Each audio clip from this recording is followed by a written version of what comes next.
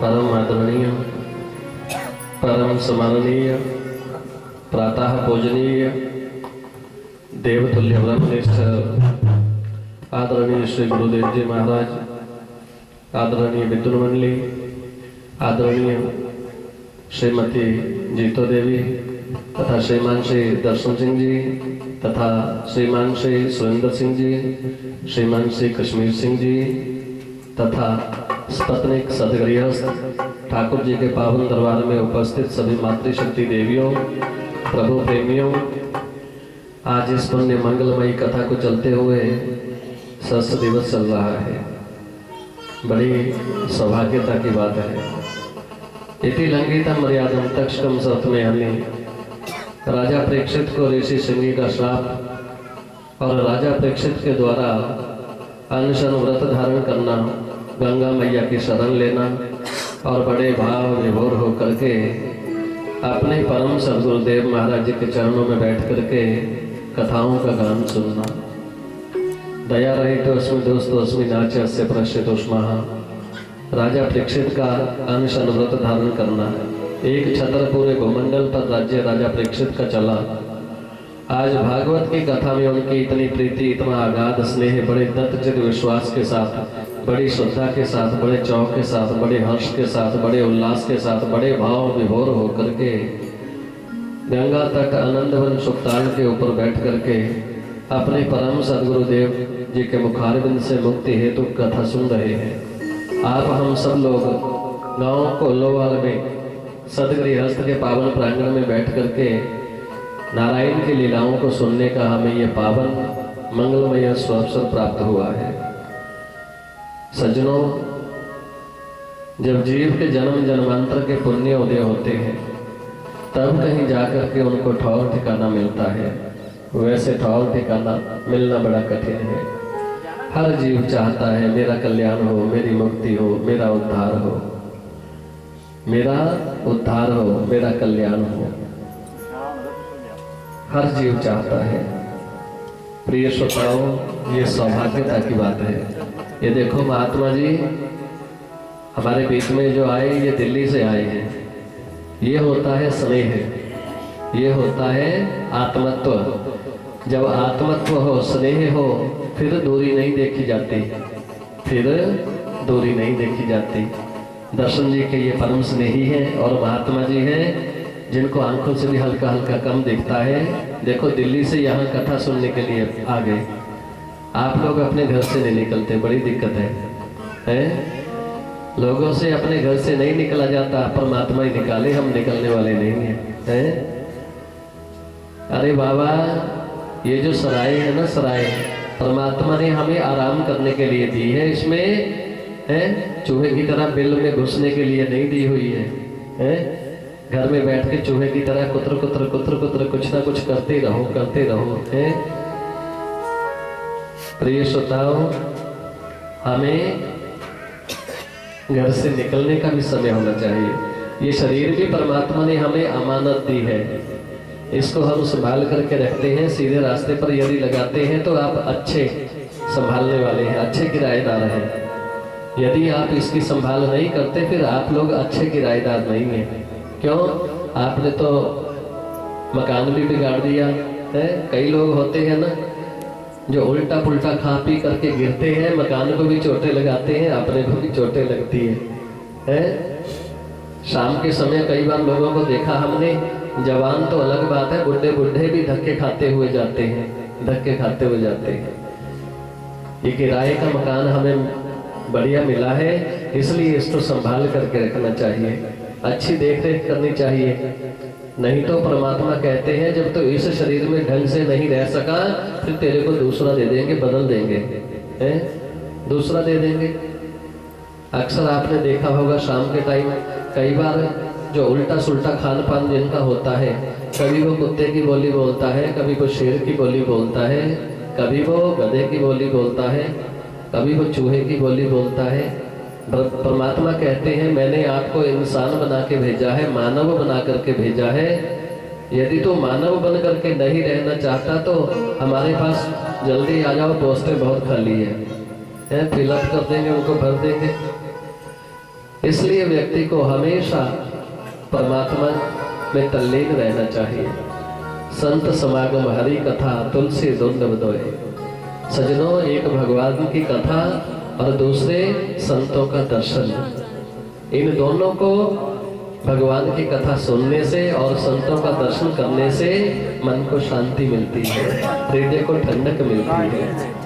क्योंकि ये नाम से नहीं होते हैं। तप एक धन है, धन तप एक खजाना है। वो खजाना इनके पास होता है, जो बाहर वाले खजाने वाले होते हैं उनका खजाना तो खत्म हो जाता है, इनका तो हमेशा भरा रहता है। तप एक पावर है, तप एक शक्ति है, विद्युत है। अभी हम लोग बैठे थे, जब ये विद्युत महारानी नहीं आई हुई थी तो हम सोच रहे थे कि आज कथा कैसे करेंगे, अगर लाइट नहीं होगी बड़ी दिक्कत हो जाएगी। काफी लोगों को सुनाना मुश्किल हो जाता है, एक दिन का काम हो कथा का तब तो कोई बात नहीं। यहाँ से हवन डालने के बाद फिर आगे भी हमने कथा करनी है, उसके बाद फिर कथा करनी है। अगर सारा जोर इधर ही लगा दिया फिर आगे वालों का क्या होगा, है? सारा जोर इधर ही लगा दिया। कथाओं के क्रम में कल आप हम सब लोग कथा सुन रहे थे, सबसे बाद में कौन सी कथा सुन रहे थे? कृष्ण जन्म की कथा सुन रहे थे। भगवान का जन्म कहाँ हुआ? कहाँ हुआ? मथुरा की जेल में हुआ। भजन नहीं आपने सुना कल? आज मथुरा देवी च अवतार हो गया, वे श्याम निका जया है, श्याम निका जया छोटा जया। प्रिय श्रोताओ, आज भी यदि आप मथुरा जाते हैं, वृंदावन जाते हैं तो के रहते थे। कौशिक की संहिता में कथा आती है, एक दिन पंडित जी भिक्षा के लिए गए हुए थे और पंडिताइन घर में अपने ठाकुर जी की पूजा कर रही थी। ठाकुर जी की पूजा करने के बाद महात्मा जी का रूप धारण करके भगवान विष्णु इनके द्वार पर आए। इनके घर में कोई संतान नहीं थी, ना कोई बेटा था ना कोई बेटी थी। जब संत भगवान आ गए, संत बनकर के स्वयं भगवान श्री कृष्ण जी आए, मेरे गोविंद आए, द्वार पर अलख जगाई, भिक्षाम देहि। जब ऐसा कहा तुरंत पंडिताइन उठी, एकदम अपनी पूजा क्लोज की। क्लोज करने के बाद सजनों, संत पंथ और ग्रंथ इनका कोई पता नहीं चलता किस रूप में भगवान आ जाए। अपनी देखने वाली आंख होनी चाहिए व्यक्ति की। तुरंत पंडिताइन उठी, महात्मा जी को प्रणाम किया। प्रणाम करने के बाद चारों तरफ अपनी रसोई में जाकर के देखा, वहां एक मुट्ठी भी आटे की नहीं थी। उन्होंने भिक्षा मांगी, महात्मा जी आप बैठिए, मेरे पति देव भिक्षा लेने के लिए गए हुए हैं, यदि वो लेट आते हैं मैं दौड़ करके दुकान से आटा लेके आती हूँ, बिना भोजन कराए मैं आपको नहीं जाने दूंगी। बिनु हरि कृपा मिला ही नहीं संता। बिना भगवान की कृपा से संत का दर्शन नहीं होता। जब संत का दर्शन हो गया तो समझो हमें भगवान का दर्शन हो गया, हमें भगवान का दर्शन हो गया। सजनों, वो पंडिताइन बड़ी तेजी के साथ दुकान पर गई। जैसे दुकान पर गई, बहुत सुंदर सलोना उसका मुख था, बहुत सुंदर थी पंडिताइन, बहुत सुंदर थी। लाला जी नहीं थे, उनका बेटा था। कहने लगी, लाला जी मुझे 1 किलो आटा दे दो। मुझे 1 किलो आटा दे दो, जब मेरे स्वामी घर में आ जाएंगे मैं शाम को आपको इसके पैसे दे दूंगी या आटा वापस कर दूंगी। मुझे 1 किलो आटा चाहिए। यदि आप मुझे 1 किलो आटा देते हैं तो आज से तू मेरा धर्म का भाई रहा, आज से तू मेरा धर्म का भाई रहा, तूने मेरी लाज बचानी है। उसने कहा ठीक है, आपने मुझे धर्म का भाई बोल दिया, कोई बात नहीं, मैं आपको आटा दे देता हूँ, पर जो कुछ मैं आपसे मांगूंगा मुझे मिलेगा कि नहीं मिलेगा। कहने लगी, जब मैंने मुंह फाड़ करके आपको अपना भाई बोल दिया है तो जो कुछ भी मांगेगा मेरे भाई मैं तुझे जरूर दूंगी। उसे इस बात का पता था कि जब मैंने इसको धर्म का भाई बोल दिया फिर धर्म में भ्रम नहीं होता। उसने 1 किलो आटा तोला और तोल करके पंडिताइन के हाथ में दिया और पंडिताइन ने कहा, मांगो, क्या मांगना चाहते हो? आप कुछ कहते थे मुझे कि मैं आपसे कुछ मांगूंगा। तो लाला जी का जो बेटा था उसने पंडिताइन की छाती की तरफ इशारा किया, उसने तो जोर से चीख मार दी पंडिताइन ने। अरे मैंने आपको अपना धर्म का भाई माना और तो इन मांस के लोथड़ों पर गिर रहा है। वहां पर एक तलवार पड़ी हुई थी, तलवार जोर से अपनी छाती पर पंडिताइन ने मारी, अपने दोनों स्तन काट करके जोर से उसकी छाती पर मारे, अपने दोनों स्तन काट करके जोर से उसकी छाती पर मारे। तो इस मांस का भूखा है और वहां से 1 किलो आटा लिया, दौड़ करके चलने लगी। सजनों, सारे का सारा रक्त उसकी छाती से बह गया, सारे का सारा रक्त रास्ते में आई, घर तक नहीं पहुंच पाई पंडिताइन। सजनों, उसको मूर्छा आ गई रास्ते में। जब मूर्छा आई, महात्मा जी ने देखा मैंने बहुत बड़ी परीक्षा ली, इस पंडिताइन की बहुत बड़ी परीक्षा ली। वो तो स्वयं गोविंद थे। दौड़ करके गए, उस पंडिताइन को भगवान ने उठाया और उठा करके अपनी छाती से लगाया। सज्जनों, जैसे भगवान ने उस देवी का स्पर्श किया, उसके स्तन पहले जैसे हो गए, चेहरा भी पहले जैसा हो गया। देवी, जिन स्तनों को काट करके तूने मेरी वजह से उसके मुख पर मारा, देवी मैं अगले जन्म में तेरा पुत्र बन के आऊंगा, इन्हीं स्तनों का मैं दूध पीऊंगा, इन्हीं स्तनों का मैं दूध पीऊंगा। सज्जनों, परमात्मा जब परीक्षा लेते हैं वो छोटी मोटी परीक्षा नहीं लेते, बहुत बड़ी परीक्षा लेते हैं, बहुत बड़ी परीक्षा लेते हैं। देखो अब कथा शुरू हो गई है, आज 6ठा दिन है, नोट भी बंद हो गए, कथा भी चल रही है? दर्शन जी क्या करे हैं? नोट भी बंद हो गए, कथा भी चल रही है, भंडारा भी चल रहा है, सब कुछ चल रहा है। ब्राह्मणों ने अपने घर को भी जाना है परसों को, है? दक्षिणा भी सबको मिलनी चाहिए। अब नोटों की दिक्कत आ रही है? सबको चेक मिलेंगे भाई, अब है सबको चेक मिलने वाले हैं।